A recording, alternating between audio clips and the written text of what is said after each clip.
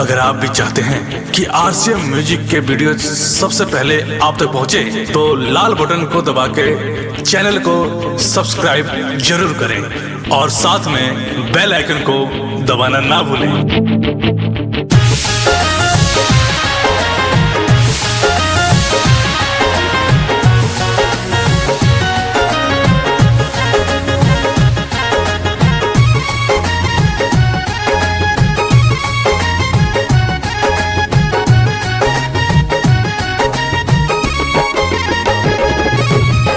सुतलो पाओ करना मिलत हुई चैन हो, हरे घड़ी हमारे लाए हुई बेचैन हो।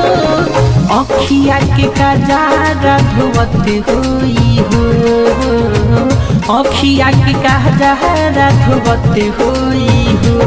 हमारा बिना एगो पगली रोवत हुई हो, हमारा बिना एगो पगली रोवत होई हो। सुतलो पाओ करना मिलत हुई चैन हो, हरे घड़ी हमारे लाए हुई बेचैन हो। अखिया के कजारा धोवत हुई हो रे, अखिया के कजारा धोवत हुई हो। हमारा बिना एगो पगली रोवत होई हो, हमारा बिना एगो पगली रोवत होई हो।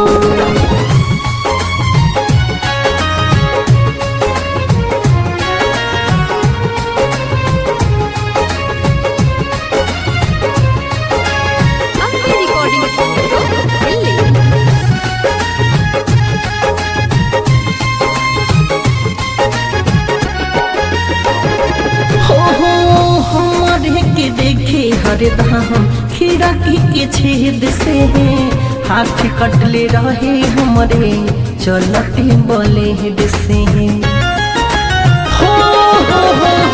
हमारे के देखे हरदम खिड़की के छेद से हाथ कटले रहे हमरे चलते ब्लेड से। हाथ कटले रहे हमरे चलते ब्लेड से। कैसे निकाल पाई हमारा के मन से, हमारे से प्यार करे ले बचपन से। गम के मोटारी ढोवत होई हो रे, गम के मोटारी ढोवत होई हो।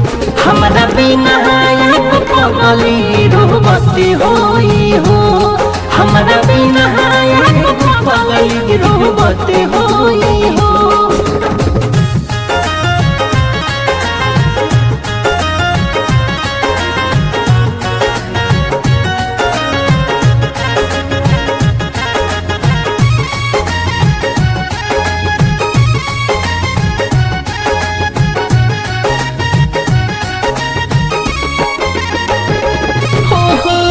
हिचकियावत हुई खैला के बाद हो, निर्मल जोगिस के जहब करत हुई याद हो।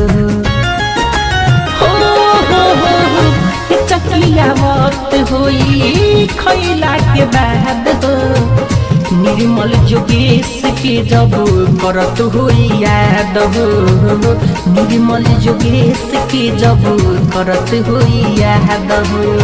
चले गई भले हमारा जिंदगी से निकाल के, भूले नहीं पाई अपना मिठू मार सहल के।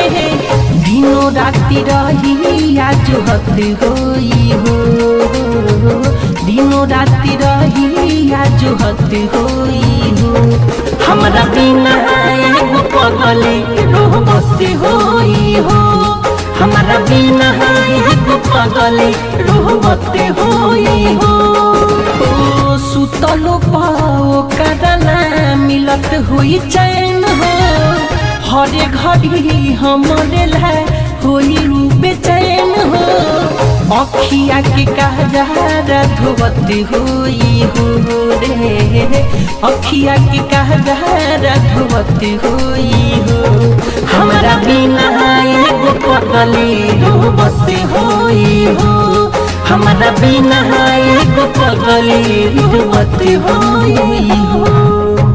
डाउनलोड कीजिए RCM music official app play store से। RCM म्यूजिक के सारे